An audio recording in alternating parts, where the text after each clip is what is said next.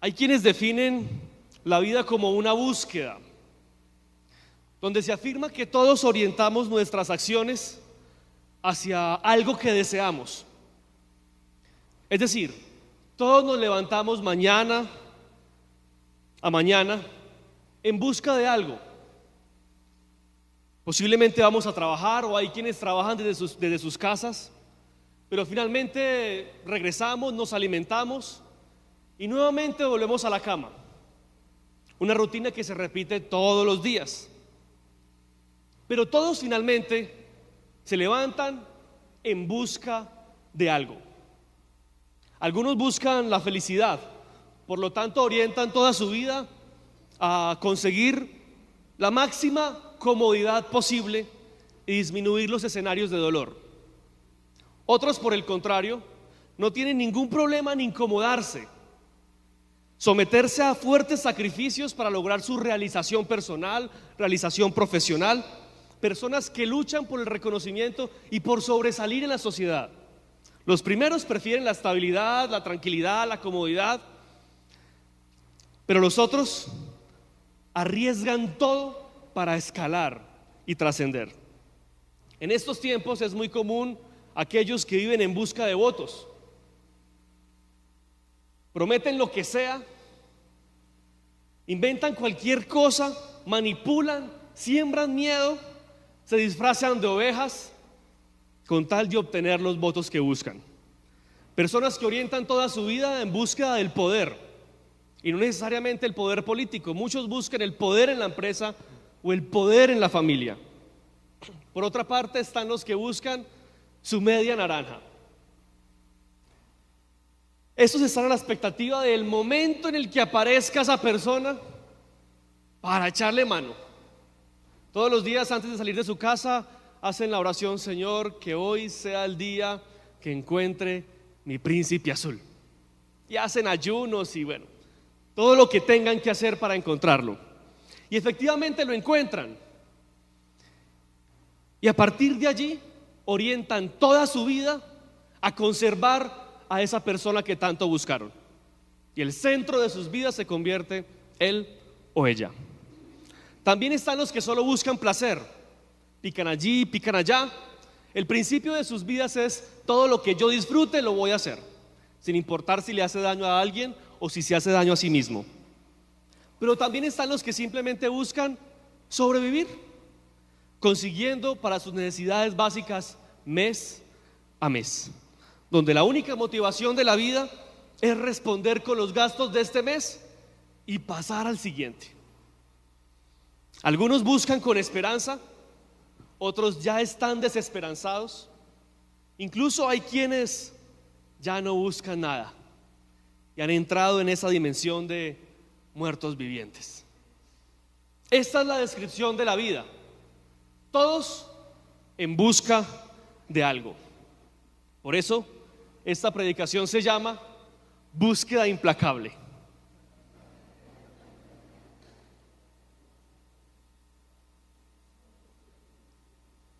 Yo sé que muchos de ustedes asocian este título a aquella película de Liam Neeson, Búsqueda Implacable, la cual consiste en un padre al cual le secuestran a su hija, y ese hombre tiene unas habilidades especiales y emprende una búsqueda implacable con la intención de encontrarla. Efectivamente la encuentra y logra liberarla. Y se podría decir que esta película es un reflejo de la vida de todos nosotros. Emprendemos una búsqueda implacable por obtener aquello que deseamos, aquello a lo que hemos puesto nuestro corazón. Está la mamá que dice: yo lo que busco en mi vida es el bienestar de mis hijos, que a mis hijos les vaya bien. Y entonces, como coloquialmente hablando se dice, se revienta trabajando por el bienestar de sus hijos. O hay quienes emprenden una búsqueda implacable por el dinero. Todos sus esfuerzos están orientados a aumentar sus ingresos. Hay quienes lo hacen trabajando como máquinas en una empresa, o hay quienes lo hacen a través de la programación neurolingüística y se paran todos los días frente a su espejo y dicen: tú eres un multimillonario. O incluso hay personas que emprenden una búsqueda implacable por su salud. Son muy cuidadosas con su alimentación y hacen lo que tengan que hacer para evitar una enfermedad. Otro caso es quienes son golpeados por una grave enfermedad, quienes dicen: yo lo único que quiero en la vida es vencer esta enfermedad y seguir viviendo. Ahí en silencio, hágase la pregunta: ¿qué estoy buscando yo? ¿Qué es lo que estoy buscando yo? ¿Cuál es mi búsqueda implacable?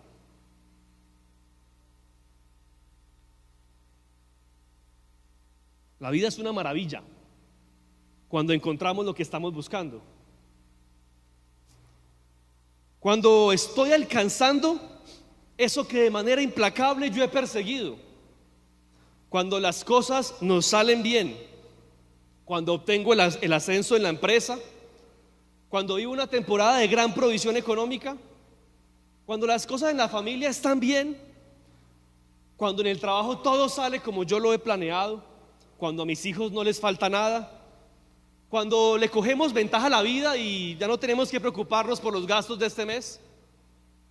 Cuando nos hacemos un chequeo médico y el médico nos dice: está en perfecto estado. En esos momentos, la vida es una maravilla. En ese instante, usted no se preocupa por nada. Traiga a su memoria en este momento esa temporada en la cual la vida le sonreía. En ese momento piense en esa temporada donde todo estaba saliendo conforme a sus deseos. Sé que usted en ese momento puede recordar una temporada donde usted dice: ese momento, ese era mi momento. Estamos felices, nada nos preocupa y tenemos la mejor actitud. Es una satisfacción interna que nos permite disfrutar la vida. Todo es más fácil cuando pasamos por estos momentos. Pero cuando las cosas no salen como nosotros planeamos, cuando eso que buscamos parece alejarse cada vez más de nuestra vida, cuando vienen las temporadas de escasez, cuando no tenemos para cubrir los gastos de la casa, cuando en vez de ascendernos nos desmejoran nuestras condiciones laborales, cuando en vez de ser reconocidos somos menospreciados y humillados, cuando el placer es borrado por el dolor y el sufrimiento, cuando se va de nuestro lado la persona que quisimos conservar, cuando las cosas en la familia están patas arriba, cuando no encontramos eso que buscamos, ahí ya la vida empieza a tomar otro matiz. Esas sonrisas que nacen del corazón son reemplazadas por sonrisas protocolarias. Lentamente nos vamos debilitando, vamos perdiendo nuestra fuerza y nuestra fe se convierte en un discurso y empezamos a perder la paz. Es aquí donde la depresión, la ansiedad, la preocupación se van posesionando en nuestras vidas, anulando de esta manera nuestra fe, debilitando nuestras convicciones y haciendo de nuestra vida una amarga experiencia. Claro, es algo que aprendemos a disimular muy fácil. Venimos a la iglesia, levantamos las manos, cantamos con desesperación, lo que fácilmente se podría confundir con un canto con pasión. Escuchamos atentamente la predicación y las conversaciones con los amigos y familiares, incluimos algunos textos bíblicos. Pero en mi vida cotidiana vivo con una preocupación, una ansiedad, estrés o incluso depresión aquí en el pecho, que hace que de dientes para afuera todo parezca estar muy bien, pero internamente estoy desesperado, desesperanzado y sin paz. ¿Le ha pasado alguna vez? ¿O le está pasando ahora? Por lo tanto, vamos a reflexionar en uno de esos tesoros bíblicos que responden a la problemática que acabamos de describir, pero que lastimosamente nosotros hemos convertido en un texto de cajón. ¿Sabía usted que nosotros convertimos hermosos tesoros bíblicos en textos de cajón? Sí, Esos textos que nos sabemos de memoria, esos que repetimos en muchas ocasiones o que incluso colgamos en la pared de nuestras casas, pero que finalmente pierden sentido, lo escuchamos y ya no produce ningún efecto en nosotros. Textos que ya no nos sorprenden, textos que están cargados de esperanza, que ya no nos producen esperanza.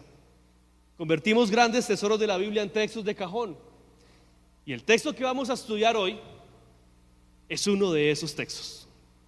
Observemos juntos Mateo 6:33.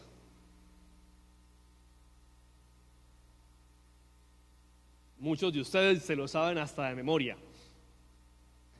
Más bien, busquen primeramente el reino de Dios y su justicia, y todas estas cosas les serán añadidas. Creo que la mayoría de los que estamos acá conocemos este texto, pues es usado comúnmente como un antídoto de la preocupación. Si usted no había escuchado este texto antes, entonces disponga su especial atención, porque estas palabras de Jesús tienen el poder de transformar su vida. Lastimosamente es uno de los textos que por su popularidad pierde efecto en nosotros. Son de esos textos que convertimos en fórmulas vanas de pañitos de agua tibia, que, como decía el pastor Diego Cardona, vamos repartiendo como volantes a todo el que se sienta preocupado. Es que estoy sin trabajo. Busca primeramente el reino de Dios y las demás cosas serán añadidas. Ay, tan bello, muchas gracias. Es que estoy enferma. Busca primeramente el reino de Dios y las demás cosas serán añadidas. Ay, muchas gracias, tan lindo. Pero no sabemos lo que decimos y no sabemos lo que escuchamos, generando más bien una falsa expectativa respecto a este texto. Recuerdo un joven que en una ocasión me dijo: estoy cansado de que me digan que si busco a Dios obtendré las añadiduras que deseo. Pues yo busco y busco y busco de Dios, pero sigo viviendo en la misma escasez y sigo teniendo los mismos problemas. Usamos este texto como un antídoto a la preocupación, bajo la perspectiva que esta es la fórmula para obtener lo que yo deseo. ¿Está preocupado por algo? Busque de Dios, Él se encarga de resolver su problema. Entonces, para obtener riqueza, reconocimiento, alimento, salud, bienestar familiar, la plata del recibo de este mes, la solución a nuestros problemas legales, entre muchas cosas que nos deprimen, nos estresan y nos preocupan, buscamos de Dios. Vamos a la iglesia porque la Biblia dice que si hago eso, pues obtengo las añadiduras que busco. Pero la realidad es que eso no es lo que dice el texto. Jesús, algunos versículos antes, en Mateo 6:19, en el contexto del Sermón del Monte, les habla a los que lo tienen todo y les dice: no se preocupen por acumular, acumular y acumular. Que el enfoque de su vida no sea rodearse de lujos y riqueza. No se sientan seguros por lo que tienen en su cuenta bancaria. No se sientan seguros por las escrituras que tienen debajo del colchón. No busquen asegurar su vida a través de las posesiones. Todo eso es perecedero. Así como llega, se puede ir, y después de la muerte no podrán disfrutar nada. Más bien, busquen hacer riquezas en el cielo, que nunca perecerán. Después, en el versículo 25 del mismo capítulo, Jesús le habla a los que no tienen nada y les dice: de nada sirve preocuparse porque no tienen. Se preocupan por qué van a comer, por qué van a beber o cómo se van a vestir. Y Jesús hace una estupenda analogía con las aves de los cielos y los lirios de los campos que ustedes conocen. Miren los aves, no trabajan, no hacen nada y viven tranquilas, confiando en que yo las sustentaré. Así que de nada sirve preocuparse, dice Jesús. En otras palabras, a quienes lo tienen todo, a quienes tenían las añadiduras que nosotros deseamos, Jesús les dice: eso no sirve de nada, enfóquese en hacer tesoros en el cielo. Y a quienes no tienen nada, Jesús les dice: no se preocupen porque no tienen. A estos dos auditorios, a los que tienen todo y a los que no tienen nada, Jesús les dice: más bien busquen primeramente el reino de Dios y su justicia, y todas las cosas serán añadidas. Leamos también el 34. Por lo tanto, no se angustien por el mañana, el cual tendrá sus propios afanes. Cada día tiene ya sus problemas. Jesús no está dando la fórmula para solucionar todos los problemas de los seres humanos. Él no está prometiendo que quienes sean cristianos de verdad no les faltará nada. Todo lo contrario. Jesús está diciendo que no tiene sentido preocuparse, porque efectivamente en la vida tendremos problemas, porque cada día tiene ya sus problemas, dice el texto. Lo que quiere decir que posiblemente tendremos días donde habrá escasez. Posiblemente vengan días donde no nos acompaña la salud. Posiblemente tendremos días donde nuestros hijos no están en el lugar que queremos que estén. Posiblemente tendremos días en los que quienes están con nosotros se despedirán. Posiblemente tendremos días en los que seremos humillados. Posiblemente vendrán días acompañados de dolor. Posiblemente vendrán días donde las cosas no van a salir como nosotros esperamos. Jesús dice esto cuando dice: cada día tiene ya sus problemas. Jesús manifiesta que en esa realidad que no podemos cambiar, no nos preocupemos, que llegará el día y cada día lo tendremos que afrontar. Pero en medio de esa realidad que no podemos cambiar, Jesús nos señala a dónde tenemos que mirar. Busquen primeramente el reino de Dios. En esa realidad donde ustedes van a enfrentar problemas día a día, no se preocupen, busquen primeramente el reino de Dios. Jesús nos está diciendo: ustedes pueden carecer de lo que sea, pero que no carezca el reino de Dios en sus vidas. Ustedes pueden carecer de lo que sea, pero que no carezca el reino de Dios en sus vidas. Muchos cristianos fundamentan en este texto que si son buenos cristianos, las añadiduras llegarán a sus vidas. Viven el evangelio de las añadiduras, pero un evangelio de añadiduras carece del reino de Dios. Un evangelio de añadiduras carece del reino de Dios. Si hay algo que no le puede faltar a la hamburguesa, es la carne. Le puede faltar el tomate, le puede faltar la lechuga, le puede faltar el ripio de papa, le pueden faltar las salsas, pero no la carne. Y un evangelio de añadiduras es como una hamburguesa con tomate, con lechuga, con ripio de papa, con muchas salsas, pero sin carne. Asimismo, en nuestra vida nos pueden faltar muchas comodidades, nos puede faltar el dinero, aún nos puede faltar la salud, e incluso nos puede faltar un ser querido. Pero lo que no nos puede faltar es el reino de Dios en nuestra vida.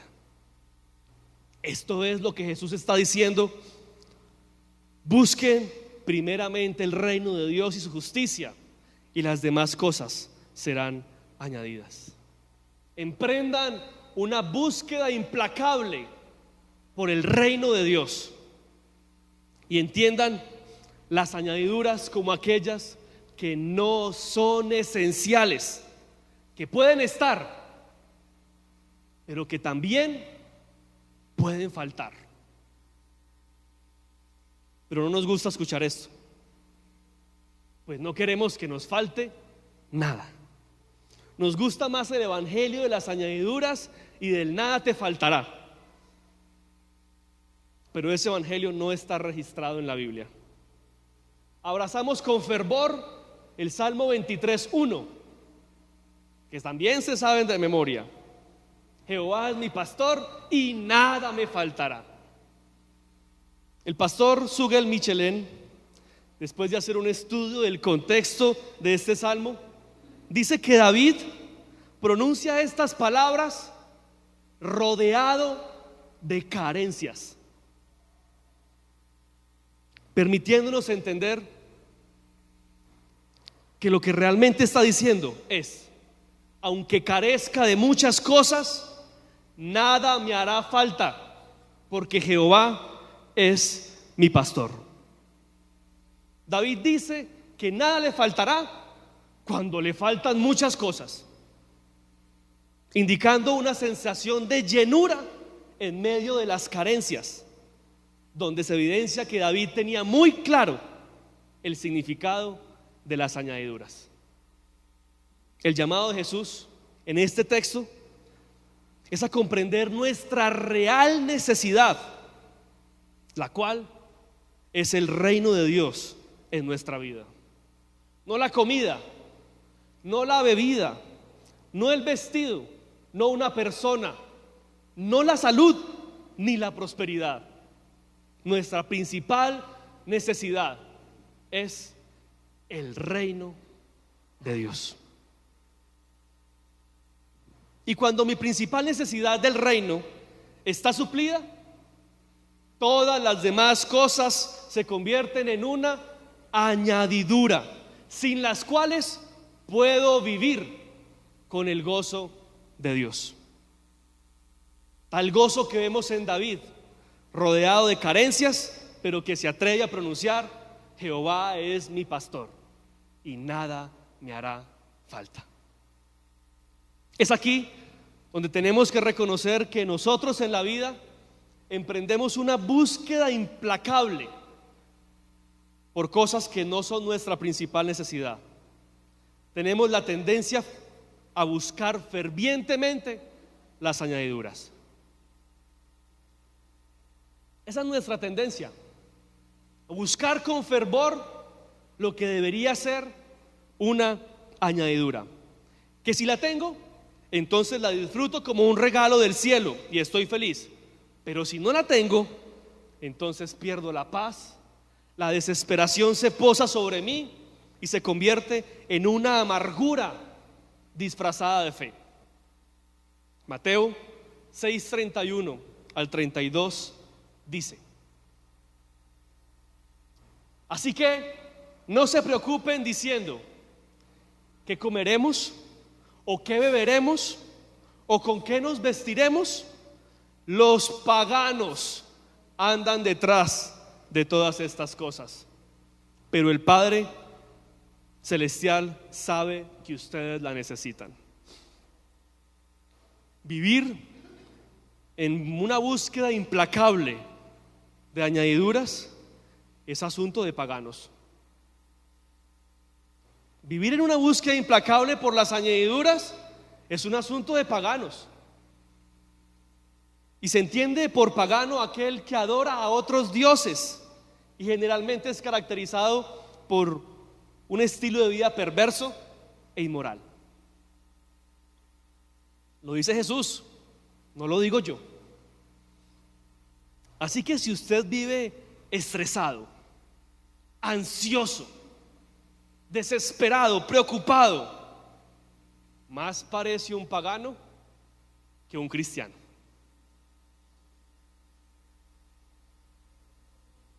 Pregúntele al que está a su lado: ¿pagano o cristiano?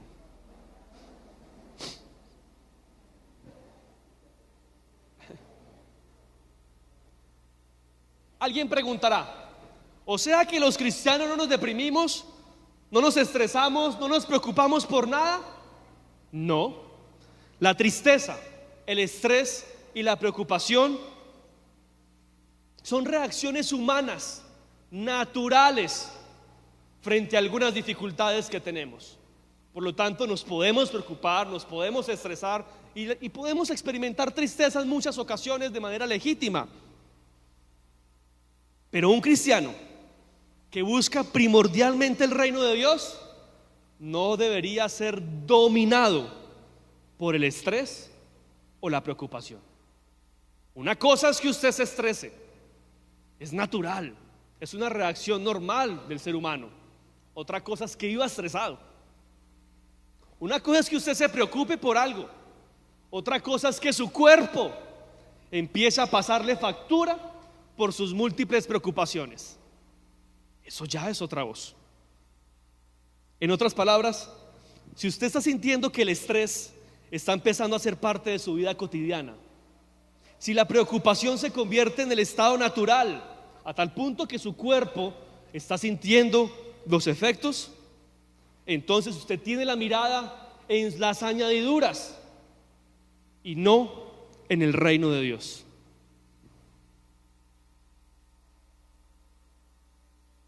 Si usted vive estresado, hay un asunto en nuestra teología que no está funcionando bien. Si usted todo el tiempo vive preocupado, hay un asunto en su fe que no está funcionando bien. Nos podemos preocupar, pues somos humanos. Pero si ya no puedo dormir, pero si pierdo el sueño reparador, ahí ya hay un asunto profundo en mi teología que no está funcionando bien. Escuchaban estos días a David Cubillos, un neuropsicólogo de acá de Armenia, que decía: la depresión es exceso de pasado.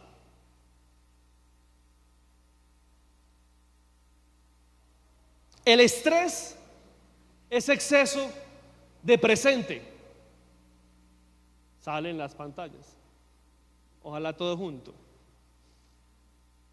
Y la preocupación es exceso de futuro. Lo repito, la depresión es exceso de pasado, el estrés es exceso de presente y la preocupación es exceso de futuro. Y en este texto la Biblia nos dice: el gozo es exceso de Cristo. El gozo es exceso de Cristo. Por eso debemos aprender a buscar de manera implacable el reino de Dios en nuestras vidas. Vivir en exceso a Cristo, vivir en una intimidad excesiva con Dios, lo cual produce un gozo incondicional e incomprensible. Buscar primeramente el reino de Dios nos lleva a vivir un paraíso en nuestro ser interior en medio de un mundo de caos. Buscar primeramente el reino de Dios nos lleva a vivir un paraíso en nuestro ser interior en medio de un mundo de caos. Leamos Romanos capítulo 14 versículo 17. Porque el reino de Dios no es comida ni bebida, sino justicia, paz y gozo en el Espíritu. Y eso es lo que usted y yo debemos buscar de manera implacable: la justicia, la paz y el gozo en el Espíritu Santo. Este es el resultado de vivir a Cristo en exceso. Y es la invitación que Jesús nos está haciendo hoy.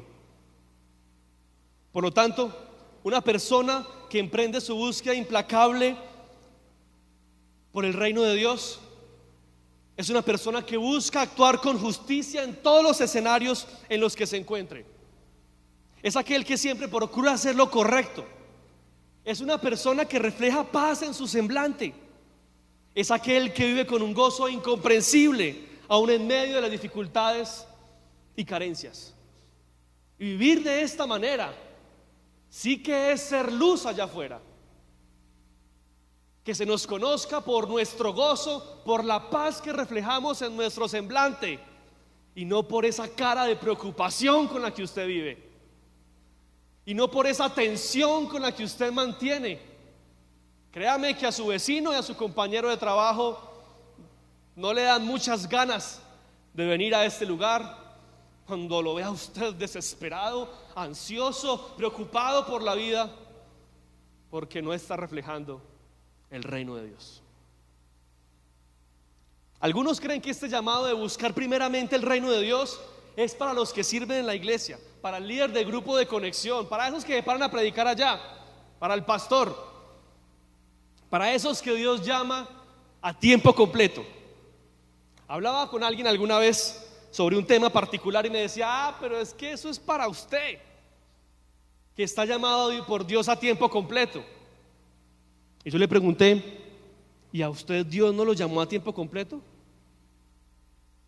¿A usted Dios le dijo sírvame medio tiempo? ¿A usted Dios le dijo sea cristiano en las noches y los domingos en la mañana? Esa idea de que hay algunas personas que son llamadas por Dios a tiempo completo es falsa. Todos fuimos llamados por Dios a servir tiempo completo. Que unos lo hacen desde aquí, pero otros lo hacen desde el lugar donde Dios los ponga.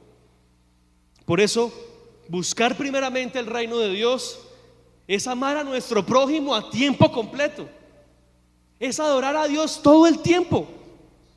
Es honrar a Dios a través de nuestros actos tiempo completo. Es servir al necesitado tiempo completo. En donde yo me encuentre, en el trabajo, en la casa, en la iglesia, en la calle. Es vivir el reino de Dios todo el tiempo. Somos llamados a vivir con una pasión incontrolable por hacer la voluntad de Dios. Somos llamados a vivir con una pasión incontrolable por hacer la voluntad de Dios. ¿Acaso esto no es lo que vemos nosotros en Pablo? Que estando en la cárcel, rodeado de muchas carencias, sin muchas añadiduras, se encuentra con un gran gozo del cielo, durmiendo tranquilo, disfrutando de la vida y de su comunión con Dios, y aún sirviendo al reino, estando entre rejas. Es el mismo que en otra ocasión describe que sufre las inclemencias de un aguijón en la carne, lo que para algunos teólogos es una fuerte enfermedad.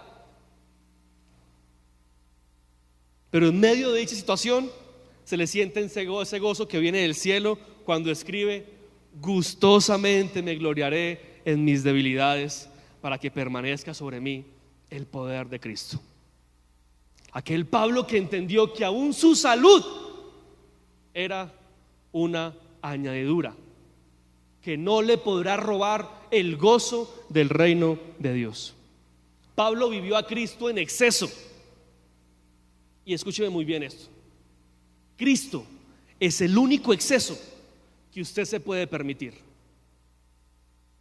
Cristo es el único exceso que usted se puede permitir. ¿Cuál es su exceso? ¿Exceso de pasado? ¿Vive usted sumergido en lo que pasó ayer? Lo que ocasiona una depresión, una tristeza crónica. Exceso de presente. ¿Vive usted tensionado por lo que tiene que hacer, por las tareas, por sus responsabilidades, a tal punto de que pierde la paz? ¿O exceso de futuro? ¿Que vive usted preocupado por el día de mañana, por cómo va a pagar mañana, por cómo va a ser mañana? ¿O usted realmente vive en un exceso de Cristo, que le permite vivir con gozo cada día, y cuando las añadiduras están, disfruta, y cuando no están, también disfruta? Dios sabe cuáles son verdaderamente sus necesidades. Y la Biblia dice que Él las va a suplir. Dios sabe cuáles son sus necesidades. Y la Biblia dice que Él las va a suplir. Atención, Él va a suplir lo que Él sabe que es su necesidad, no lo que usted cree que necesita. Dios no nos ha prometido banquetes, pero sí sustento. Y el sustento para nosotros en el reino de Dios es suficiente. Pero Dios también conoce cuál es su principal necesidad, sin la que usted realmente no podría vivir. Y esta necesidad ya la suplió a través del sacrificio de Jesús en la cruz, dándonos acceso libre a su reino, reino que debemos buscar de una manera implacable. Nuestra principal necesidad ya fue suplida en la cruz.